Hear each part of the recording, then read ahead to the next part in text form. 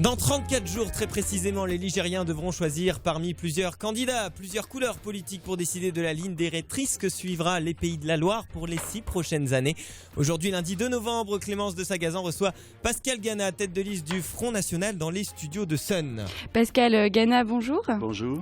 Vous êtes secrétaire départemental du Front National de la Sarthe, adhérent du parti depuis 1984 et vous êtes également chef d'entreprise dans le secteur du courtage financier.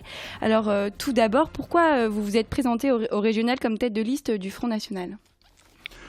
Pour deux raisons. Tout d'abord parce que c'est un engagement ancien pour moi, même si j'avais arrêté de faire de la politique entre 2000 et 2015, parce que je m'étais consacré à ma vie personnelle et familiale. Et puis ensuite parce que, ayant été nommé membre du bureau politique lors du dernier congrès fin novembre 2014, j'ai été ensuite, on m'a confié la mission de m'occuper du département de la Sarthe pour le Front National suite au décès de son responsable. Et puis tout naturellement, ensuite, j'ai été investi comme tête de liste régionale. Je dis tout naturellement parce que c'était à la demande de Marine Le Pen que j'étais revenu en politique. Vous l'avez évoqué justement, vous avez arrêté la politique pendant 14 ans. Pourquoi refaire de la politique maintenant ? Eh bien, peut-être parce que c'est un virus, d'une certaine façon. J'ai toujours été militant depuis l'âge de 16-17 ans. Et ensuite, ça n'est pas tout dans ma vie d'ailleurs, parce que j'ai eu une famille, mon épouse et moi avons eu 9 enfants. Mais parce que je pense que la situation de la France, de l'Europe d'ailleurs, du monde, fait que je pense qu'il est quand même, il serait assez égoïste lorsqu'on a fait des études, lorsqu'on a des responsabilités sociales, de ne pas s'intéresser à la vie politique, à la vie collective. Il a été difficile pour vous de constituer une liste durant les dernières élections départementales. Est-ce que vous avez rencontré les mêmes difficultés pour les régionales ? Alors pour les départementales, c'était extrêmement difficile, effectivement. D'ailleurs, on ne l'avait pas caché, hein. Nous avions été très clairs là-dessus. Il fallait trouver dans chaque département quasiment 80 personnes entre les binômes, comme on les appelait dans la presse, leurs suppléants, les mandataires financiers, etc.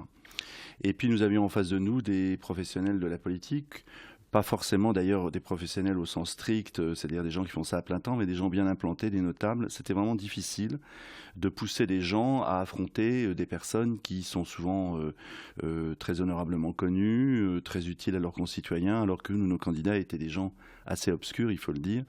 Et donc ça a été difficile à ce moment-là. Vous entendez quoi par obscur ? Eh bien obscur dans ce sens que dans le domaine politique, c'était des novices.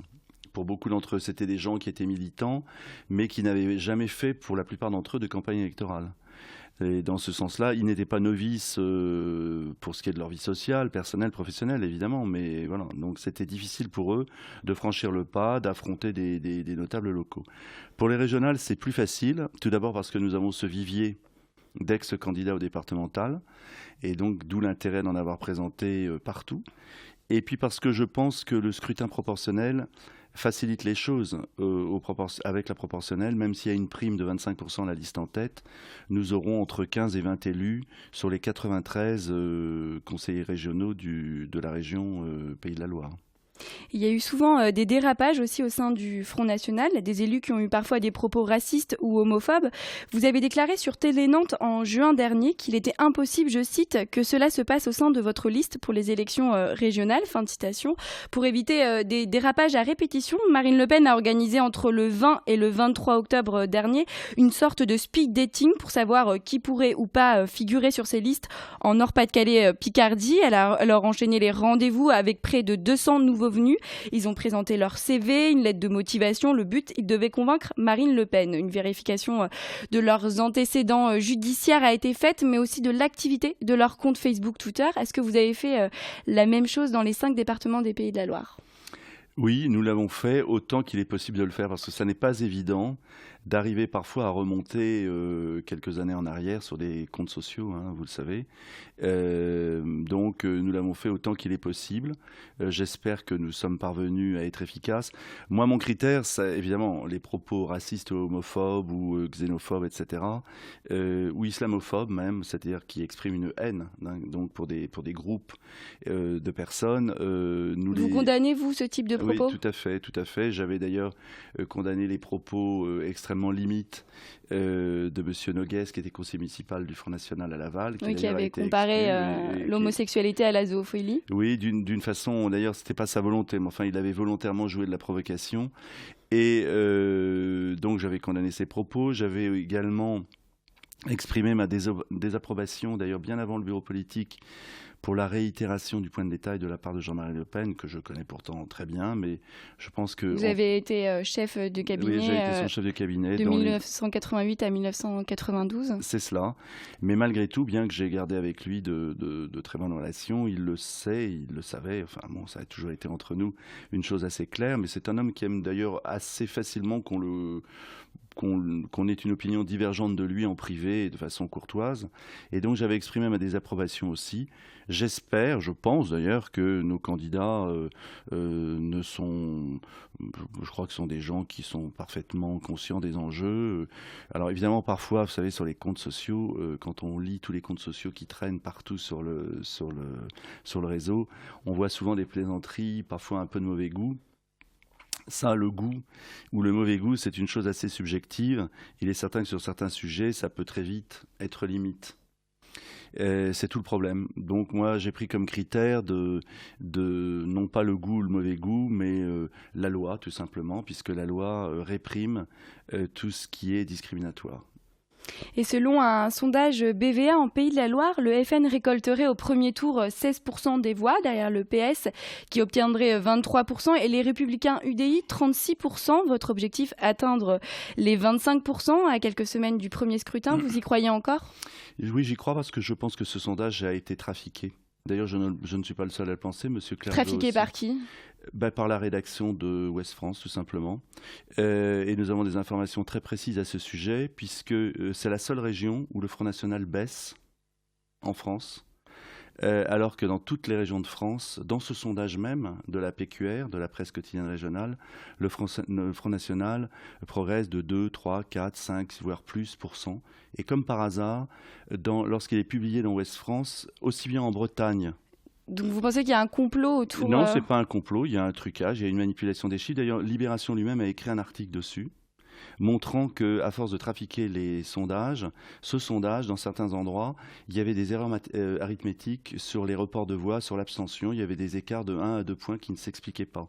Et nous avons une information extrêmement précise, comme quoi ce sondage a été retouché, c'était exactement... Une information de qui ? Eh bien, une information d'un journaliste sur Rennes, d'ailleurs, un journaliste assez connu sur Rennes. Qui s'appelle comment ? Ça, je ne vous le dirai pas, bien évidemment, pour des raisons évidentes. Et puis également en direction, provenant de la préfecture de Nantes, d'ailleurs elle-même, ce qu'on appelle. Et quel serait le but pour les médias de truquer, le but, le jour le but, c'était aussi bien en Bretagne comme en Pays de la Loire, c'était de faire croire aux gens, aux électeurs, qu'il est inutile de voter pour nous, puisque nous n'aurions pas d'élus ou que nous serions en baisse. Et c'est à partir de 10% de toute façon. Oui, mais les gens ne savent pas ça, et c'est toute la technique de manipulation des sondages. Moi, je dis que ce sondage est manipulé, et je trouve ça extrêmement grave que dans le seul Ouest, le Grand Ouest, dans les zones de publication de Ouest France, le sondage indique le Front National en baisse. Je vous signale d'ailleurs qu'il y a eu un sondage du Figaro depuis qui nous met à 20%. Alors il faudrait savoir, est-ce qu'en 8 jours nous avons pris 4 points ?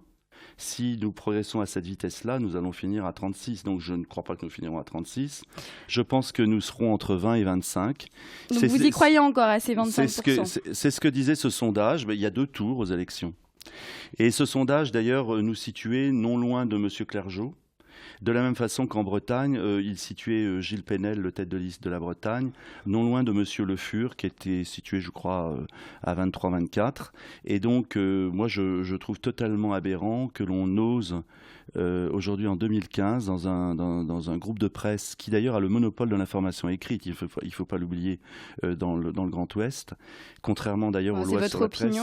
Non, contrairement aux lois sur la presse de 1945 de la Libération, qui prévoyait qu'il n'y ait pas de monopole de la presse écrite dans une région. Or aujourd'hui, tous les hebdomadaires, tous les quotidiens appartiennent à la même famille. Et je trouve ça très poutinien dans l'ouest de la France. À tel point, si vous voulez, qu'on en arrive à des manipulations de sondage. Et je trouve ça extrêmement grave pour la démocratie. Moi, je considère Ouest France comme la liste cachée dans ces élections. Il y a une liste cachée qui ne se présentera pas à la préfecture pour déposer sa candidature, mais qui a une action politique permanente. Vous verrez que le jour du premier tour, le dimanche, il y aura le sermon du dimanche, démocrate chrétien de gauche, dans lequel par un mot voilé, parce que la loi l'interdit à mot déclaré, on sous-entendra qu'il ne faut pas voter Front National. Donc pour vous, Ouest France est contre vous, mais pas d'alliance à droite avec Bruno Retailleau, tête de liste Les Républicains UDI pour les Pays de la Loire. Pour vous, Bruno Retailleau dérive à gauche? Alors pour vous, le socialisme est partout? Oui, parce que je pense que quand on s'allie avec le MoDem, François Bayrou, en 2012, a fait voter François Hollande au deuxième tour. Alors Bruno Retailleau ne cesse de dire que le Front National a fait passer la gauche en 2012, mais je rappelle simplement que Marine Le Pen avait laissé la liberté de choix à ses électeurs, alors que François Bayrou avait donné une consigne vraiment claire de voter à gauche, c'est-à-dire de voter François Hollande. Donc quand M. Retailleau nous accuse, nous, d'avoir fait passer la gauche et s'allie avec le parti qui, lui, a vraiment fait voter pour François Hollande, je pense qu'il est dans une contradiction totale. Et si vous voulez... sur la liste de M. Retailleau, il y a en Loire-Atlantique M. Pilard, fondateur de Sens commun, une tendance agréée d'ailleurs par la direction des Républicains, enfin de l'UMP et puis des Républicains, de droite, très conservatrice, issue de la Manif pour tous. Et M. Pilard se retrouve en 18e position, en position difficilement éligible. Un mouvement, la Manifestation pour tous, dans laquelle vous vous reconnaissez ? Pas spécialement, moi, en ce qui me concerne, mais enfin, si vous voulez, pour terminer ce que je disais, M. Pilard donc, se trouve dans une situation très difficile sur le plan électoral, alors que devant lui, il y a 5 ou 6 modems qui sont sûrs d'être élus. Bon, et pour revenir à ce que je disais sur Ouest France, je tiens quand même à rappeler que... Alors le temps s'écoule très vite, on va quand même passer aux élections régionales puisqu'il nous reste peu de temps. Un des dossiers au cœur des élections régionales, Notre-Dame-des-Landes, vous êtes contre les dadistes mais aussi contre le projet du futur aéroport. Vous le qualifiez d'inutile et stupide, pourquoi ? À cause de techniquement, il est inutile, je ne suis pas le seul à le dire, les syndicats de pilotes le disent. L'aéroport de Genève avec une piste et les mêmes installations traite 15 millions de voyageurs par an à proximité d'un lac, entouré de montagnes et vraiment à la sortie de la ville. Pourquoi chez nous, à Nantes, il faudrait, alors que nous sommes à 6-7 millions, qui a même eu une légère baisse ces 2 dernières années pour des raisons de crise économique et de crise du tourisme en Afrique du Nord, en Tunisie particulièrement, comment se fait-il qu'il nous faudrait construire un deuxième aéroport dont le financement des installations connexes, c'est-à-dire liaison entre Nantes, pont, rocade, liaison ferroviaire, etc., ne sont pas financés et sont estimés entre 2 et 4 milliards d'euros. Et donc je pense que dans une région dont le budget est de 1 550 millions, 1,5 milliard à peu près, c'est une folie. Mais ça n'a pas toujours été le positionnement du FN. En 2002, les élus du Front National avaient voté en faveur du nouvel aéroport. Pourquoi je sais. Changement de cap ? Je pense d'abord il y a la crise entre-temps qui est passée. Et puis peut-être qu'à l'époque, les données n'étaient pas aussi facilement perceptibles. Je dois dire que moi, une grande partie de ma vie, j'ai cru que cet aéroport était aussi utile et nécessaire. Et quand je me suis penché sur le dossier il y a quelques mois, je me suis rendu compte qu'il n'en était rien. Et je pense qu'en plus, ça posait un énorme problème budgétaire sur lequel d'ailleurs ni messieurs Retailleau ni monsieur Clergeau ne sont vraiment très clairs. D'ailleurs, ils sont incapables de dire comment ils vont financer cela. Et je pense qu'il y a là un grand danger pour les finances de la région. Et pour les régionales, votre priorité, faire des économies. Vous proposez une économie de 1% par an sur le budget global de la région, soit 6% sur tout le mandat. Alors comment allez-vous faire ? Eh bien, c'est très simple. Nous allons faire comme font toutes les entreprises et tous les particuliers depuis une dizaine d'années. Nous allons diminuer notre budget de fonctionnement de 1% par an. Ça n'a rien d'extraordinaire. En faisant des économies où ? À peu près sur tout, ne serait-ce que renégocier les contrats de fournisseurs, tous les contrats qu'une collectivité a signés, sur le budget de fonctionnement, sur le remplacement des personnels. Il est tout à fait possible, sur les subventions, il est tout à fait possible de faire 1% par an. Merci Pascal Gana d'avoir répondu à nos questions. On rappelle que vous conduisez la liste du Front national pour les élections régionales en Pays de la Loire.